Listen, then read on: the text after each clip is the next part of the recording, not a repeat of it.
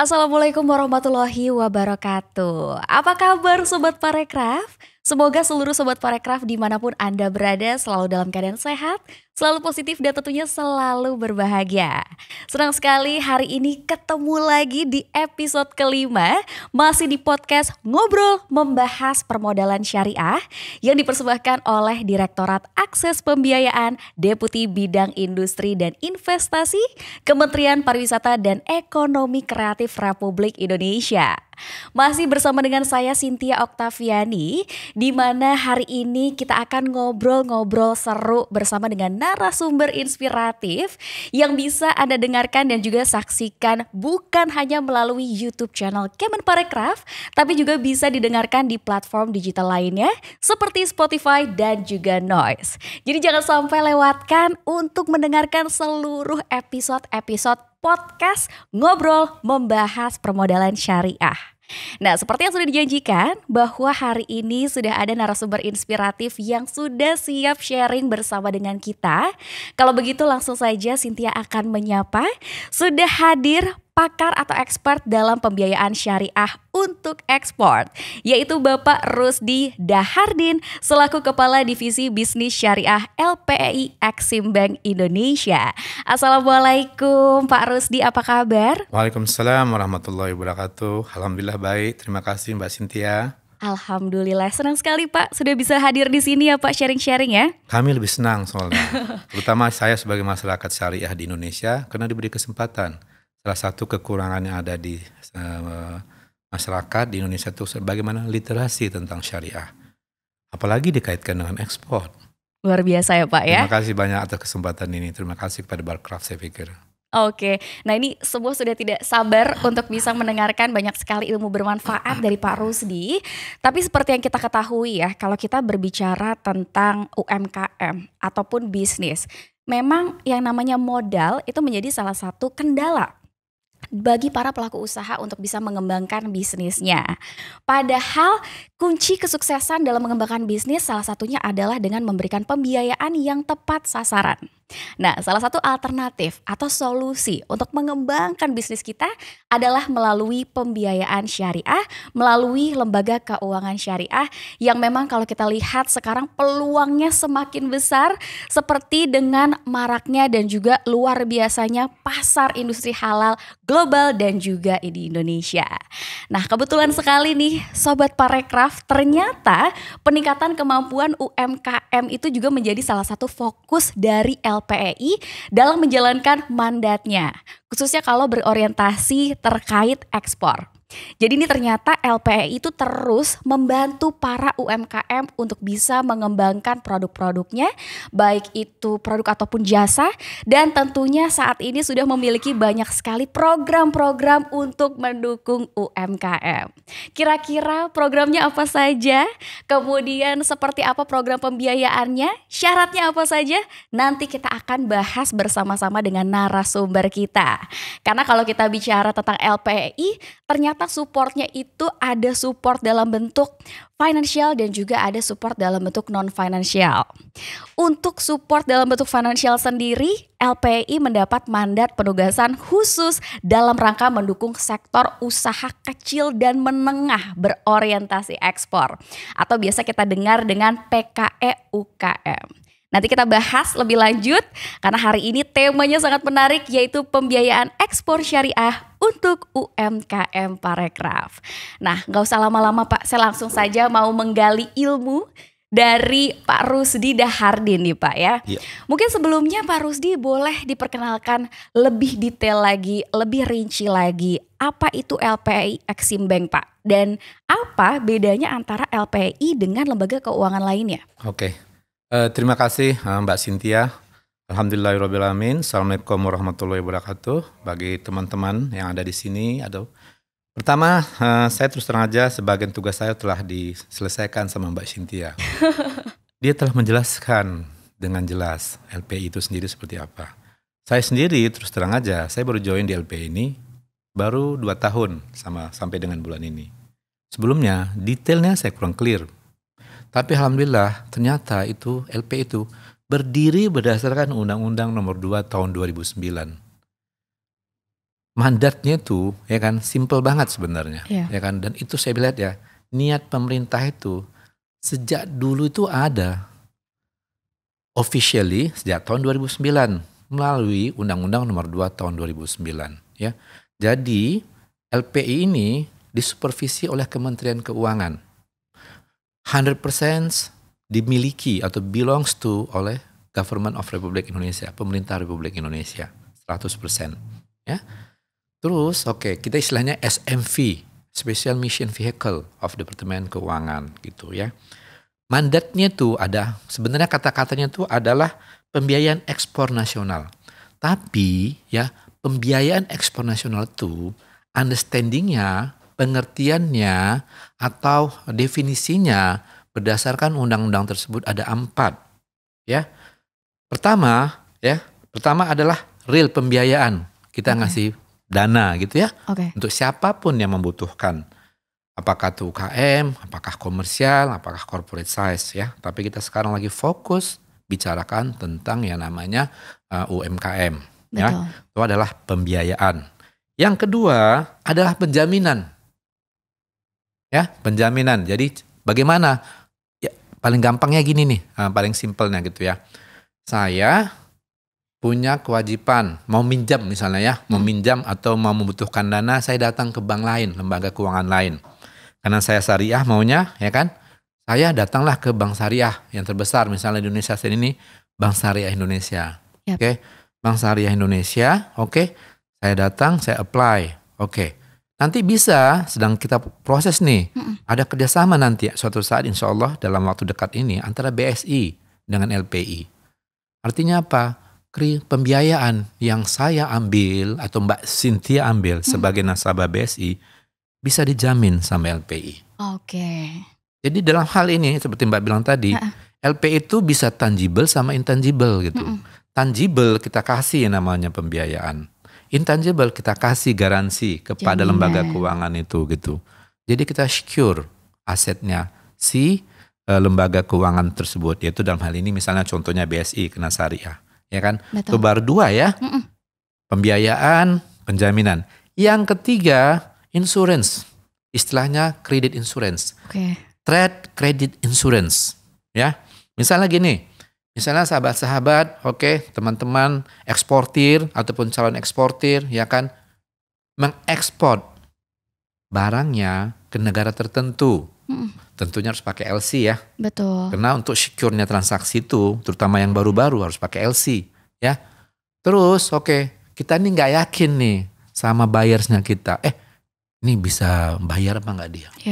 Terus kita lihat misalnya negaranya itu bukan negara yang common sama Indonesia. Kenapa? Yang common sama Indonesia apa misalnya? US, Europe, Jepang, China atau Australia gitu kan. Kita masuk negara-negara tertentu. Istilahnya non-traditional market Indonesia. Dan bank issuing LC-nya, misalnya kita nggak familiar juga gitu. Banyak bank loh di seluruh dunia ini. Tapi dia ikutnya namanya UCPDC. Jadi kalau misalnya LC itu dikeluar ada ketentuan internasional. Namanya UCPDC. Ya, karena kita nggak yakin. Nasabah itu ya kan bisa datang ke LPI. Saya tolong dijamin LC saya. Siapa? Berarti yang kita jamin itu pembayaran daripada si buyersnya. Jadi trade credit suppliers. Trade credit suppliers itu bisa kita lakukan gitu. 3 ya. Yang terakhir kali jasa konsultasi. Bisa konsultasi juga ya Pak? Bisa konsultasi. Misalnya gini nih, ada calon-calon eksportir, belum tahu caranya seperti apa, syarat-syarat menjadi eksportir itu seperti apa. Kita ada seperti pelatihan kayak gitu. Alhamdulillah telah berjalan dengan sangat baik. Ya, telah berjalan dengan sangat baik gitu. Dan cukup memang belum, misalnya gini lah, misalnya dari 100 yang kita train, tuh kita coaching, belum sampai 90% menjadi eksportir gitu ya. Tapi sudah mulai gitu. At least kalau misalnya orang sono bilang, we have started already gitu. Kita telah mulai gitu ya. Kita telah mulai. Nah, ini sedang kita lakukan, kita kerjasama dengan beberapa kementerian. Karena di structure daripada di structure daripada board of directors-nya LPI itu ada dari Kementerian Perdagangan, ya, ada dari Kementerian Keuangan, ada dari Departemen Kementerian Perindustrian gitu. Yeah. Unit-unit ini dia punya binaan gitu. Namun kita bukan hanya sama kementerian tersebut, kita juga expand misalnya sama Kementerian Berkraf atau misalnya sama lembaga keuangan yang lain, ya kan. Sekarang kena kami dari Syariah Business of LPI, divisi syariahnya, dan kita tuh sekarang sedang deal dengan Bank Syariah Indonesia. Oke, Bank Syariah Indonesia kan in terms of network kan ada di mana-mana gitu, ya kan. Di semua provinsi setahu saya ada semua dia, even di kabupaten ada juga dia, ya kan. Ya kita salah satu cara. Memang belum ini dalam tahap pematangan lah kata-katanya. MOU udah kita tanda tangan, tinggal kita buat PKS-nya. Insya Allah di bulan ini kita buat PKS-nya gitu. Memang nggak bisa langsung, misalnya di semua provinsi atau kita buat pilot project-nya dulu. Mudah-mudahan itulah yang kita lakukan. Jadi ya Mbak Cynthia, saya tambah dikit lagi boleh ya? Iya boleh Pak. Jadi yang namanya LP itu dia ada 2 penugasan. Penugasan umum sama penugasan khusus. Penugasan umum itu tadi 4 yang seperti saya bilangkan tadi. Pembiayaan, penjaminan, asuransi atau jasa konsultasi. 4 itu berdasarkan Undang-Undang Nomor 2 Tahun 2009 ya. Terus apa penugasan khususnya? Istilahnya tuh National Interest Account ya. Termasuk di sini adalah pemulihan ekonomi nasional. Jadi contohnya gini nih. Kita sama-sama tahu 2 tahun kita kena pandemik ini itu berpengaruh terhadap ekonomi kita gitu. Sangat. Yang namanya pemerintah ya dengan kemampuannya yang maksimum itu jamin yang namanya pembiayaan dengan pola-pola tertentu tentunya. LPI salah satu lembaga yang ditunjuk oleh pemerintah untuk menjamin kredit itu khusus. Atau misalnya ada misalnya gini, ada institusi pemerintah atau misalnya BUMN, dia itu mendapat order. Misalnya kita bilang aja lah namanya Mbak Bapak ya, misalnya PT Dirgantara Indonesia mendapat order untuk pembuatan pesawat dari negara tertentu. Diskusi nih antar ke kita, nanti kita sampaikan sama Kementerian Keuangan, kita biayain. Tapi dananya terus terang aja itu dari Departemen Keuangan, dilihat lagi seperti apa. Beberapa proyek telah kita lakukan. Jadi insya Allah suatu saat ke depan kan, lembaga pembiayaan ekspor Indonesia, akan sejajar dengan lembaga pembiayaan ekspor dari negara-negara lain. Yang disesuaikan dengan kondisi kita. Kita fokusnya bagaimana untuk meningkatkan UKM. Ya kan? Kalau perusahaan besar kan nggak perlu diajarin bagaimana cara ekspor. Dia tahu uangnya ada banyak, ya kan? Yang penting nih bagaimana saudara-saudara kita eksportir yang kelas komersial sama small medium enterprise atau UMKM tepatnya. Itu LPI terus terang aja, atau kata-katanya tepatnya seperti ini, pemerintah salah satunya diwakili LPI berkomitmen untuk membantu hal ini gitu, dengan pola tertentu yang disesuaikan dengan keadaan LPI saat ini. Mudah-mudahan cukup jelas ya Mbak ya. Luar biasa, sangat-sangat jelas ya. Jadi memberikan gambaran apa tugas, apa fungsi dari LPI atau Exim Bank. Tadi ada tugas umum ya, ada 4 ya, mulai dari pembiayaan dan bukan hanya pembiayaan. Tapi juga tadi ada penjaminan, kemudian juga ada insurance dan juga ada konsultasi. Dan tentunya tugas khususnya pun juga berkaitan dengan pemulihan perekonomian nasional. Dan memang fokusnya saat ini adalah mendukung UMKM yang ada di Indonesia untuk bisa terus berkembang. Masya Allah. Nah kalau bicara tentang program, pastinya sudah banyak sekali nih program yang dilaksanakan oleh LPI atau Exim Bank untuk bisa mendukung para pelaku usaha mengembangkan bisnisnya. Boleh di-share Pak kepada para audiens di sini apa saja sih program-programnya? Oke, terima kasih Mbak Cynthia ya. Jadi ketika LPI menerima mandat dari pemberi mandat, dalam hal ini adalah Kementerian Keuangan, memang setiap periode itu kita sesuaikan dengan kebutuhan daripada negara kita. Betul. Ya kan? Saat ini kita fokus kepada UMKM gitu ya. Jadi pemerintah ya ada istilahnya itu memberi mandat kepada kita itu untuk UMKM tadi gitu ya. Tadi udah saya jelaskan, kita mulai dari yang belum pernah ekspor. Jadi ada namanya jasa konsultasi, salah satu mandatnya. Oke, apa programnya? Ada 3. Oke. Ya, pertama CPNI, karena bahasa Inggris ya, Coaching Program for New Exporters. Wow. Oke, jadi siapa yang mau belajar untuk menjadi eksportir, ada programnya itu. Oke, yang kedua marketing handholding. Jadi ada buku seperti apa ya, SOP lah, yang kita buat singkat, padat dan jelas. Oke. Yang ketiga istilahnya desa devisa. Wah, menarik ya Pak. Desa devisa. Jadi alhamdulillahnya kita bekerja sama ya dengan lembaga-lembaga tertentu, dengan pemerintah daerah juga ya. Kita punya desa devisa, misalnya dengan Jawa Tengah, Provinsi Jawa Tengah, dengan Provinsi Jawa Timur, dengan Provinsi Bali, ya kan? Kita punya desa devisa. Nanti kita akan berkembang dengan provinsi-provinsi lain. Produknya boleh dikatakan itu ada produk yang kita kurang kenal deh gitu. Tapi menurut kami bisa diklasifikasikan sebagai ekonomi kreatif gitu. Oke. Contohnya gini, Mbak. Ada peti mati, ya, peti mati, ya kan, dari bahan tertentu, ya kan, itu diekspor ke Europe, ya, bahan tertentu itu kita nggak terpikirkan gitu, tapi yang penting bahan itu bisa didaur ulang. Oh, wah, sustainable ya Pak ya? Sustainable gitu. Luar biasa. Luar biasa, alhamdulillahnya. Terus ada beberapa lagi, misalnya yang untuk tenun, ya kan, ada juga di daerah tertentu, saya lupa ya di desa mana gitu, tapi adanya daerahnya gitu. Jadi sudah mulai berkembang. Jadi kita lihat seperti apa gitu, atau misalnya yang simple banget itu misalnya perikanan gitu. Jadi artinya gini, desa itu ya, atau kopi ya, desa itu misalnya majority desa itu penghasilannya dari produk tertentu. Misalnya dari tadi itu kita sebutkan, dia tuh punya industri buat peti mati, coffin, oke.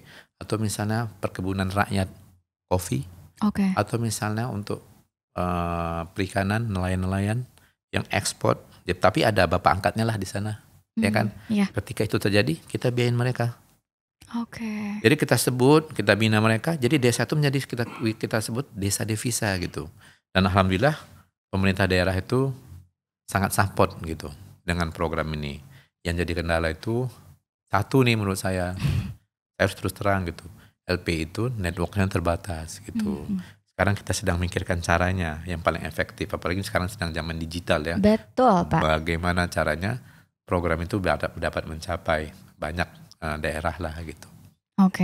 Jadi memang programnya luar biasa ya. Tadi sudah disampaikan juga ada coaching program for new exporters. Jadi eksporter baru nih betul-betul diberikan pelatihan ya, berarti ya. Ada mentoringnya juga berarti di coaching program itu ya. Kemudian tadi juga ada market holding, kemudian tadi ada desa devisa. Jadi betul-betul mensupport masyarakat Indonesia untuk bisa mengembangkan bisnisnya menjadi eksporter. Nah, kalau bicara tentang pembiayaan nih Pak, kan tadi sudah disebut bahwa salah satunya tugasnya adalah untuk memberikan pembiayaan. Nah, kalau program pembiayaannya itu seperti apa sih Pak? Skema yang diberlakukan untuk skema syariah tentunya ya. Dan apa bedanya dengan jenis pembiayaan konvensional Pak? Saya mau mulainya adalah perbedaan antara konvensional sama syariah. Yang membedakan, salah satu yang membedakan konvensional sama syariah itu, syariah itu ada underlying-nya. Underlying-nya tuh kalau misalnya kita buat bahasa syariahnya tuh setiap transaksi itu. Jadi kita bukan minjamin duit gitu. Jadi ada kontrak atau akad, ya kan. Bentuk akadnya tuh berbagai macam. Misalnya kita sebut jual beli atau murabahah, atau misalnya sewa menyewa, ijarah, atau misalnya partnership, musyarakah. Nanti ada hybrid daripada kontrak-kontrak ini. Itulah yang membedakannya dengan konvensional. Terus bagaimana posisinya LPI saat ini gitu ya? LPI itu untuk syariah financing ya, untuk semua segmen ya. Segmen itu ada corporate, ada komersial, ada UKM. Itu kurang lebih total share of book ya untuk syariah itu kurang lebih 14%-an gitu. Oke. Dari 80, hampir 90 triliunan dah, 85 triliunan. Oke, kurang lebih 14%, antara 10 sampai 14% syariahnya booknya gitu. Kita juga sekarang sedang mendevelop yang namanya insurance syariah produk. Oke. Terus termasuk juga garansi syariah produk. Ini sedang berjalan lah gitu. Yang kita lakukan. Jadi nanti ketika nasabah datang, saya mau hanya syariah katanya. Kita bisa kasih ini gitu. Atau kadang-kadang di negara-negara tertentu ya. Jadi target market syariahnya LP itu ada 3 sebenarnya. Yang pertama adalah halal produk. Tentunya eksportir. Kita nggak bisa jual, memberikan pembiayaan atau bertransaksi dengan non-eksporter. Itu yang lokal kita nggak bisa. Kalau yang lokal berarti dengan lembaga keuangan yang lain. Oke. Yang kedua eksportir ke kawasan.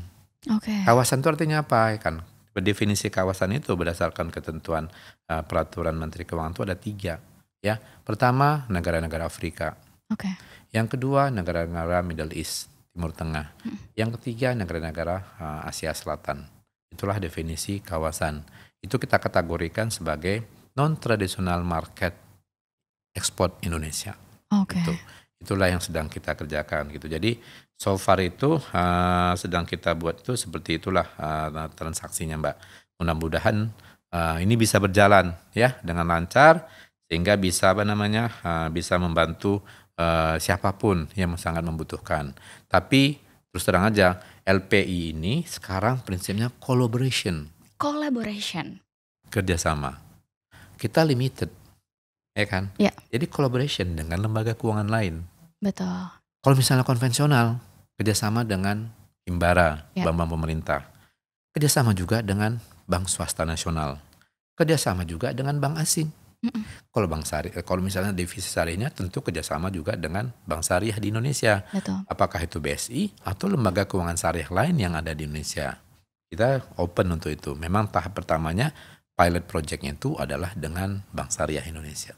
Gitu. Betul. Sekarang memang eranya kolaborasi ya Pak ya gitu. Jadi bagaimana semuanya bersinergi menjadi satu dengan tujuan yang sama mendukung para pelaku UMKM. Jadi kan jadi efektif, efisien sama jadi akhirnya profitable kan gitu ya. Betul sekali. Tujuannya semoga tercapai semuanya. Nah, tapi pertanyaan berikutnya nih Pak adalah ketika misalnya saya atau mungkin sobat Parekraf di luar sana ingin mendapatkan pembiayaan atau permodalan syariah dari LPI, itu syaratnya seperti apa? Cara-caranya bagaimana Pak? Oke, kalau misalnya ditanya syarat ya Mbak ya. Ketika kita, siapapun sobat-sobat Barcraft mau memperoleh pembiayaan ataupun fasilitas lain daripada LPI ini, bukan hanya pembiayaan tentunya ya. Ada 5, ada kantor kita ya, kantor cabang kita. Pertama tentunya Jakarta. Yang kedua di Solo. Yang ketiga di Surabaya.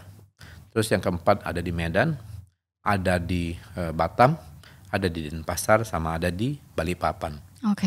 Silakan datang ke sana gitu. Tapi tadi udah saya sebutkan, kita tuh limited nih cabangnya. Makanya kita collaboration. Nanti pada saat yang tepat kita akan announce, ya kan? Nanti kita akan bersurat juga ke Barcraft.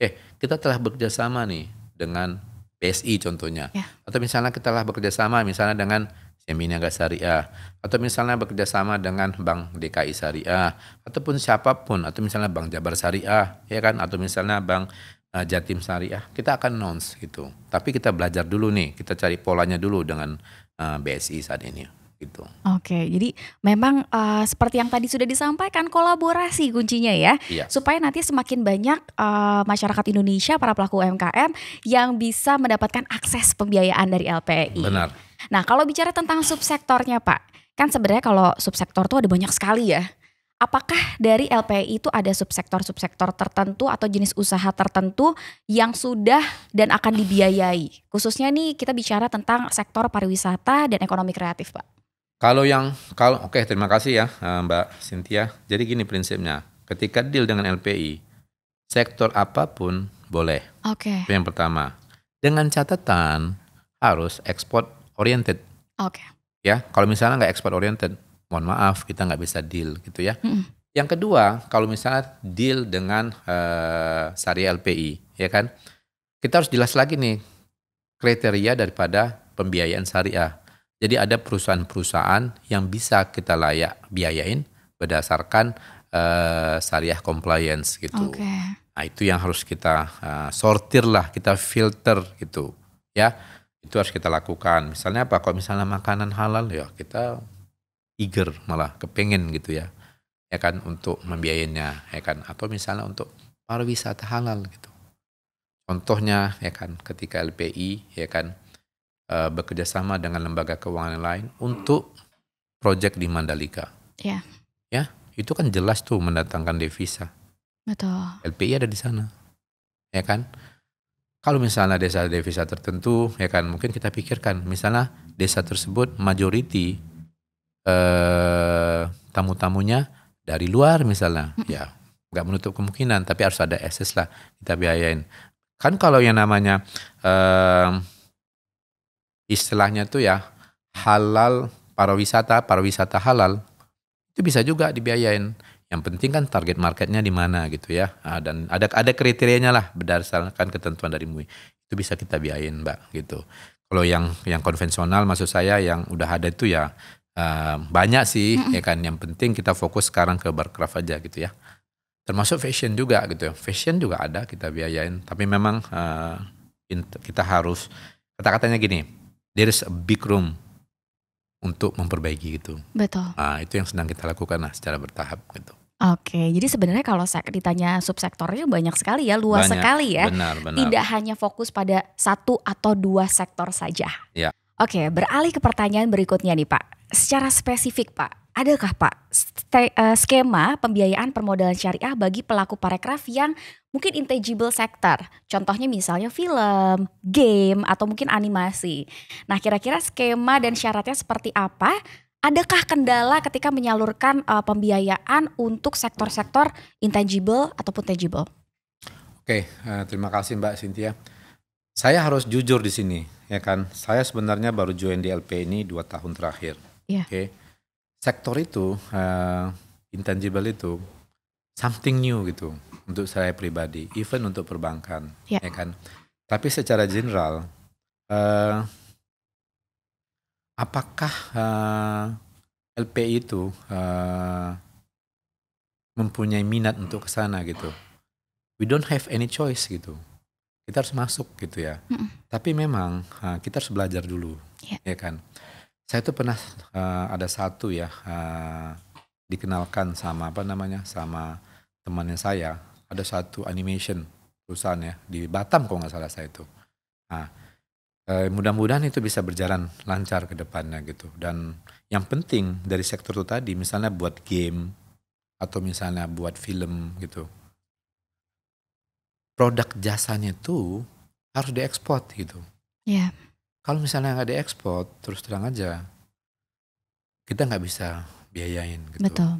Jadi itu akan dituin ya, akan kita pelajarin, oke. Terus yang paling penting syaratnya itu adalah export oriented dulu, Pak, gitu ya. Bagaimana mekanismenya gitu? Mungkin kita harus duduk bareng nih dengan Barcraft. Bagaimana cara untuk mempelajari atau membiayain bisnis-bisnis ini gitu ya. Mungkin kita buat skema khusus. Sebaiknya sih Barcraft itu duduk bareng tentunya dengan SMV-nya, dengan supervisornya kita, dalam ini Kementerian Keuangan gitu. Kita duduk bareng tuh. Tapi saya lihat sih itu yang namanya sektor itu menjanjikan gitu. Betul. Sangat menjanjikan. Karena orang sekarang lebih banyak kerja di rumah dengan membuat kayak gitu kan. Yes, ya betul kan? sekali Pak. Ketika mereka buat itu uangnya juga banyak ternyata ya kan. Terus terang aja ya kan. Dan itu boleh dikatakan borderless. Ya betul. Ya kan, ketika borderless ya kan itu harus kita buktikan aja gitu. Misalnya kontrak, dia dapat kontrak misalnya dari perusahaan-perusahaan lain yang ada di mana di luar Indonesia, itu sangat membantu gitu. Itulah yang kita sedang pelajarin juga, salah satu sektor yang sedang, karena akhirnya seperti saya sebutkan tadi, kita masuk ke digital gitu. Betul. Ya kan, mau nggak mau kita harus lakukan itu. Oke, jadi kalau bisa dibilang sebenarnya challenge-nya adalah oke, this is something new, tapi memang peluangnya luar biasa Benar, besar gitu dan ya. tentunya dari LPI tidak menutup kemungkinan bahwa kedepannya bisa jadi akan sangat banyak ya Pak ya Benar, di benar. intangible Iya, sector. iya. Nah, jadi untuk seluruh sobat Parekraf yang mungkin tertariknya atau mungkin bisnisnya adalah di bidang intangible sector, ini adalah good news juga untuk mereka bahwa Iya. kesempatannya itu terbuka lebar sekali. Benar. Nah, kalau bicara tentang ekspor ya, salah satu program pemerintah yang juga sedang dicanangkan sekali adalah Indonesia Spice Up the World ya. Jadi bagaimana bisa memperkenalkan makanan Indonesia nih Pak ke dunia. Nah, kira-kira kalau dari LPI sendiri ada skema khusus kah untuk pembukaan restoran Indonesia halal di luar negeri? Oke, sangat kata-katanya gini nih. Telah ada discussion dan sedang berproses Oke, antara LPI, Kementerian Keuangan, sama Berkraf sendiri. ya, Oke, bagaimana merealisasikan cita-cita ini gitu. Karena kalau nggak salah saya tuh ya ada target kurang lebih 4.000 outlet atau apa gitu di Oke. tahun 2024. wow, Ini sedang dikerjakan lah bentuknya seperti apa. Karena berdasarkan undang-undang ya hanya LPI yang bisa membiayain Indonesian entity untuk mempunyai usaha di luar Indonesia gitu. yes, Tapi kan bank-bank tertentu juga udah ada cabangnya di luar Indonesia, terutama bank-bank himbara. betul, Misalnya mereka ada di Singapura, ada di London, ada di Hong Kong, ada di New York, ya kan itu nggak Yes. menutup kemungkinan juga gitu ya. Bisa juga atau misalnya sekarang salah satu BSI kan mereka punya cabang di Dubai, tapi meskipun belum cabang tapi rep office, tapi kan bisa berkembang gitu ya. Ini salah satu cara. Jadi sedang diformulasikan dengan dengan Kemenkraf sama Departemen Keuangan, Kementerian Keuangan dengan LPI. Bagaimana bentuk yang paling tepat?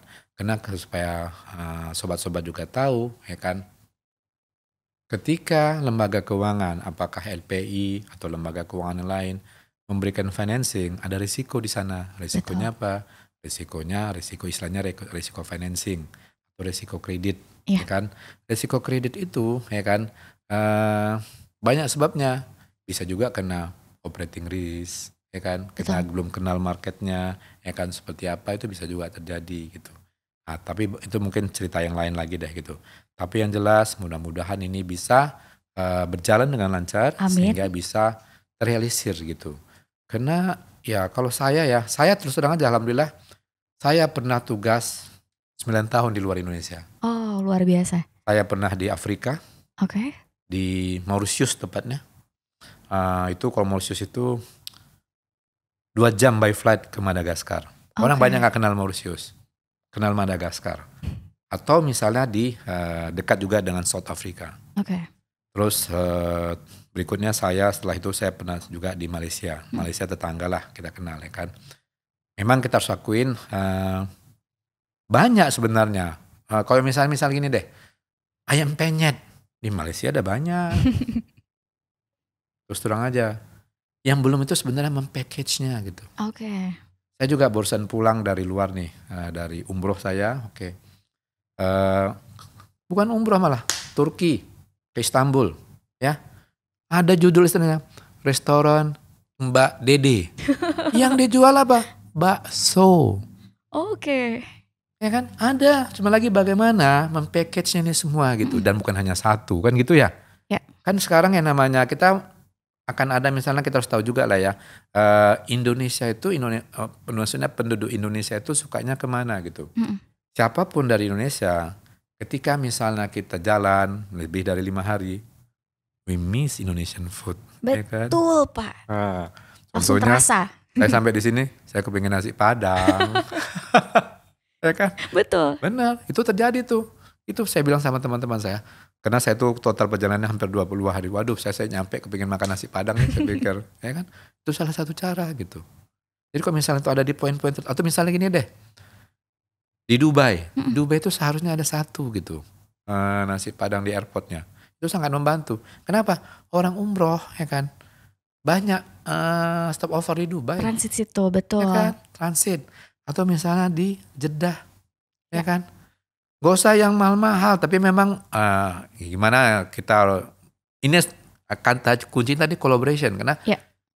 kan kalau misalnya yang masuk ke sana tuh atau kita manfaatkan diaspora Indonesia yang ada di sana, Betul, ya betul. kan? Mereka udah kenal marketnya, mereka tahu ini salah satu cara juga Ya. gitu. Karena diaspora ini juga udah ada networknya, udah ada yang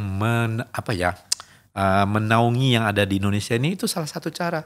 Karena saya ikut ada satu WA group ya tentang UKM ekspor itu, mereka fokus juga tuh bekerjasama dengan diaspora Indonesia yang ada di sana gitu.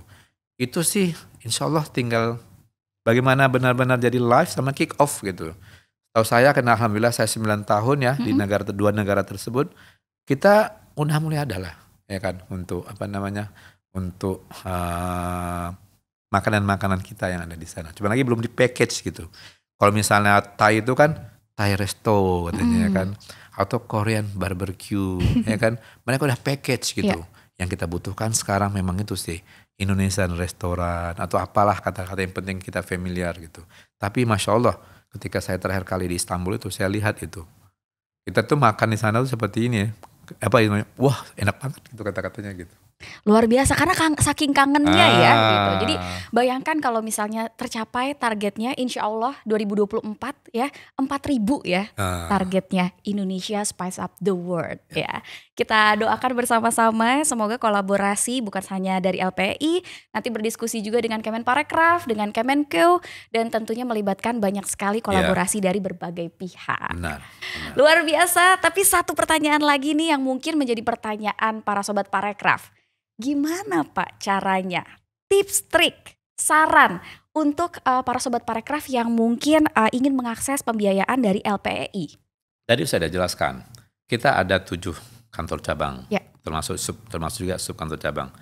Jakarta, Solo, Surabaya, Medan, Batam, Denpasar, sama di Balikpapan. Itu yang real lah, yang bisa didatangin. Oke. Biasanya kita punya cabang di sana, datang aja insya Allah ada yang menyambut deh gitu ya kan. Even yang namanya ada juga yang ngirim email ke kita, kita akan respon secepat mungkin gitu karena udah ada unit tertentu yang untuk meresponnya. Itu yang pertama. Yang kedua, rencananya seperti udah saya sebutkan khususnya yang syariah ya kan, kita akan collaboration nih dengan Bank Syariah Indonesia yang akan diikutin dengan bank-bank syariah yang lain. Tentu kita akan masuk yang terbesar dulu ya. Betul. Supaya apa? Supaya kita aksesnya lebih cepat ya kan. Nanti kita akan masuk juga ke bank-bank daerah yang ada di seluruh Indonesia gitu. Kita collaboration, kita buat sistemnya ya itu insya Allah bisa dicapai gitu. Atau yang ketiga khususnya untuk yang mandat yang jasa konsultasi, kita biasanya bekerja sama dengan lembaga pemerintahan. Atau kita bekerja sama dengan asosiasi industri gitu. Udah banyak kita lakukan Mbak. Kan yang namanya tadi udah kita sebutkan jasa daripada services daripada LP itu ada yang bersifat langsung, ada yang membutuhkan waktu. Betul. Yang langsung itu ada 3 ya, pembiayaan, garansi sama insurance. Yang tidak langsung itu jasa konsultasi, lebih intangible lagi kan gitu. Betul. Ya. Butuh waktu untuk merealisasikannya. Tapi so far alhamdulillah saya baca data barusan ya kan. Alhamdulillah ada banyak yang berhasil kok. Luar biasa. Ya kan. Even yang namanya dari Bali ya kan, dari tempat-tempat Jawa Timur ya kayak Jawa Tengah ataupun dari Sumatera sedang kita kerjakan supaya lebih bagus lagi gitu. Tapi memang untuk menjadi pengusaha itu gak gampang. Betul. Terus terang aja. Kalau boleh saya share ya. 4 pekerjaan yang diridhoi yang diminta Rasul Muhammad SAW kepada hamba-hambanya, salah satunya menjadi pedagang. Iya betul. Rasul sendiri telah menunjukkan bagaimana dia jadi pedagang gitu. Jadi by right seharusnya umat muslim di Indonesia itu harus banyak jadi pedagang. Itu saya waktu saya di Mauritius Mbak ya, muslim community-nya tuh cuma 7% daripada total population di Mauritius. Tapi ekonominya dia pegang 10%. Wow. Kenapa? Karena majority mereka pedagang. Oke. Dan mereka tinggalnya di kota-kota aja. Pedagang kan tinggalnya harus di kota ya kan. Itu yang terjadi gitu. Mereka umumnya berasal dari Gujarat, dari India gitu. Semoga ini bisa membantu kita, termasuk saya sendiri juga, supaya menjadi pedagang. Sebelum menjadi pedagang, mensupport pedagang ya tentunya ya Pak ya. Luar biasa sekali ya. Dan memang seperti yang sudah disampaikan adalah kita bisa mencari akses-aksesnya. Kita harapkan semoga kedepannya kolaborasi antara LPI dengan instansi-instansi lainnya bisa berjalan dengan lancar. Sehingga semakin memudahkan akses bagi para pelaku UMKM di luar sana untuk bisa mendapatkan pembiayaan. Khususnya di sini adalah terkait ekspor. Nah terakhir nih Pak, ada yang mau disampaikan kah pesan, kesan kepada seluruh Sobat Parekraf yang mendengarkan? Oke, terima kasih ya. Pertama saya harus mengucapkan terima kasih ya kepada organizer ya, masuk kepada Mbak Cynthia ya kan, yang cukup kenal tentang LPI ya kan, yang terutama yang bentuk kepada Barcraft ya, yang telah memfasilitasi acara ini ya kan, sehingga suatu saat kelak ya kan ekspor Indonesia itu khususnya UKM itu bisa sampai kemana-mana gitu. Mbak Cynthia, ya. Ini ada cerita, saya teringat nih barusan. Waktu itu saya masih di Mauritius. Biasanya kalau weekend itu saya jalan sama istri saya, ya kan. Mauritius itu negaranya tuh hampir 3 kali, 2/3/4 daripada Singapura. Oke. Penduduknya 1,5 juta. Oke. Jadi saya ke sana jalan gitu ya, mana ke desa-desa gitu. Biasanya ada pasar kaget gitu biasanya. Jadi ketika saya sampai suatu tempat, jauh dari kota itu, dari ibu kotanya. Ibu kotanya kan Port Louis, itu nggak salah saya di utaranya, dekat Grand Bay. Saya datang ke sana, ya kan. Saya tanya, ini produknya beli di mana, Bu? Ya kan. Saya beli di Indonesia. Wow. Hah? Indonesia? Di mana Indonesia yang tepatnya? Tanah Abang katanya. Masya Allah. Perasaan saya waktu itu, ya Allah, Tanah Abang terkenal, saya bilang. Tapi yang jual orang mana Pak? Orang sana. Orang sana belinya di Tanah Abang, iya. dijual lagi di sana. Iya. Jadi mereka tuh biasanya beli barang-barang itu apa? Baju loh Mbak. Oke. Jadi yang namanya ekonomi kreatif itu, fashion itu telah ada sejak dulu. Betul. Sekarang bagaimana caranya kita itu mensosialisasikannya lagi gitu. Makanya strateginya pemerintah itu untuk masuk ke non-traditional market Indonesia itu adalah strategi yang tepat. Kenapa? Selain alasan itu, kita nggak perlu bersaing dengan negara-negara yang besar. Ya. Yang pertama, yang kedua, marginnya masih bagus. Betul sekali. Masya Allah saya pikir, semoga ini bisa terulang lagi. Tanah Abang terkenal di mana-mana. Luar biasa ya. Saya jadi penasaran nih, kalau ternyata memang peminatnya luar biasa banyak dan kita bisa kembangkan terus ya Pak ya sektor-sektor parekraf di sini untuk kemudian bisa ditawarkan bukan hanya lokal tapi ke kancah internasional. Ini cerita nih Mbak. Iya. Ingat lagi saya. Saya itu mau take off dari Istanbul ke Madinah barusan ini lewat Dubai. Ada satu orang dari Maroko. Dia datangin saya, dia ngobrol gitu. Kenapa? Ternyata cuma simpel aja, dia suka ngobrol sama orang Indonesia. Karena di pemikiran dia itu, orang Indonesia itu ramah-ramah. Oh ya. Helpful gitu. Ini kan good branding kan gitu betul, ya. Betul. Kalau kita buka yang namanya restoran Indonesia. Ini dah salah satu good brand juga. They want to try kan gitu. Ya. Tapi habis itu harus kita kerjakan apa? Quality. Betul. Namun kami juga terus terang juga nih sebagai lembaga yang sedang bertransformasi LPI, kita nggak sempurna, ya kan? Kita berusaha untuk memperbaiki diri. Jadi kalau misalnya ada yang salah-salah ya di depan saya minta tolong dimaafin dulu. Mari kita sama-sama maju. Amin. Untuk mendorong ekspor Indonesia khususnya yang halal produk. Wabillahi taufik walhidayah. Assalamualaikum warahmatullahi wabarakatuh. Waalaikumsalam warahmatullahi wabarakatuh. Boleh ya kita berikan aplaus yang luar biasa untuk Bapak Rusdi Dahardin yang sudah sharing bersama dengan kita, luar biasa sekali. Jadi memang LPI Exim Bank itu memiliki fokus dan perhatian yang sangat-sangat luar biasa untuk para pelaku UMKM. Khususnya untuk para pelaku UMKM yang melakukan ekspor. Jadi bagaimana produk ataupun jasanya bukan hanya dikenal dalam lingkup Indonesia saja, tapi juga bahkan mendunia. sehingga bisa dikenal oleh seluruh masyarakat dunia. Dan kita harapkan bersama-sama ke depannya selalu dilancarkan program-program luar biasa dari LPEI. Amin. Karena tadi sudah banyak sekali program-programnya, mulai dari Desa Devisa, kemudian juga sudah ada coaching program for you exporters, dan juga program-program lainnya yang sangat-sangat luar biasa. Semoga bisa dimanfaatkan dengan baik oleh para pelaku UMKM untuk bisa mengembangkan produk dan juga jasanya. Sekali lagi terima kasih Pak Rusdi sudah sharing di sini. Semoga sehat selalu, Amin. Sukses dimanapun berada ya Pak Rusdi ya. Amin. Dan tentunya semoga amal jariah dalam bentuk ilmu yang bermanfaat ini bisa disalurkan dengan baik. Amin. Amin ya rabbal alamin. Baiklah Sobat Parekraf semuanya, itulah tadi sharing session dan juga ngobrol-ngobrol seru bersama dengan narasumber kita seputar pembiayaan ekspor syariah untuk UMKM Parekraf. Terima kasih banyak untuk seluruh Sobat Parekraf yang sudah stay tune di sini mendengarkan sharing session yang sangat-sangat bermanfaat dan tentunya dipersembahkan oleh Direktorat Akses Pembiayaan Deputi Bidang Industri dan Investasi Kementerian Pariwisata dan Ekonomi Kreatif Republik Indonesia. Dan jangan lupa untuk selalu dengarkan episode-episode berikutnya di podcast Ngobrol Membahas Permodalan Syariah yang tentunya setiap episodenya menampilkan narasumber inspiratif dengan tema dan juga topik yang sangat-sangat menarik. Cynthia juga mau ingatkan untuk selalu komen, like sebanyak-banyaknya, subscribe dan juga share YouTube channel Kemen Parekraf dan juga follow Instagram account @kemenparekraf.ri untuk bisa mendapatkan akses terkait informasi seputar Parekraf.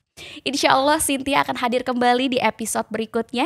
Jadi tentunya terima kasih banyak. Wassalamualaikum warahmatullahi wabarakatuh. Stay safe and stay healthy. Bye-bye. Waalaikumsalam warahmatullahi wabarakatuh. 1, 2, 3, 4. Setahun 2 kali ini kami ya bersama dengan Pak Irwan juga regulator menerbitkan yang namanya daftar efek syariah. Okay. Jadi itu yang bisa dijadikan panduan untuk memilih apa sih kalau saya mau beli ya syariah mana aja. Jadi ya nggak usah ngarang-ngarang tapi sudah ada sudah ada ininya ya, ada petunjuknya. Untuk masuk ke pasar modal itu sekarang sudah jauh lebih mudah dan banyak cara. Oke. Gitu ya. Baik regulasi OJK sudah ada, bursa pun sudah menyediakan pintu gerbang khusus. Nah, tapi pertanyaannya ada sebelum lari ke sana, apakah semua UKM bisa? Jawabannya ya. Apa syaratnya? Jawabannya simpel. Bisnisnya layak enggak dijadikan pilihan oleh investor? Sesimpel itu. 1,